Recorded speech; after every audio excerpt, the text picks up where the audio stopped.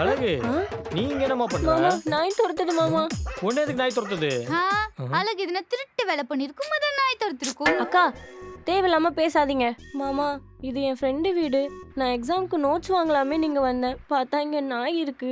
என்ன அழகு, உனக்கு தான் சின்ன வயசுல இருந்து நாய்னா பயம்னு தெரியும்ல, பார்த்து போக மாட்டியா? சரி இப்ப நோட்ஸ் வாங்கினியா இல்லையா? இல்ல மாமா. சரி மாமா போய் வாங்கிட்டு வரேன், இங்கே இரு. மாமா நாய். அழகு மாமா பார்க்காத. நோட்ஸ் வாங்கிட்டு வந்துடுறேன்.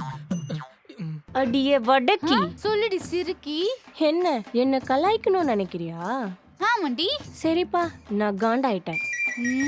ஆமா என்ன உன் புருஷனை கூட்டு வந்து தனியா ரகசியம் பேசுறியா இல்ல தாலி பிச்சை கேக்குறியா?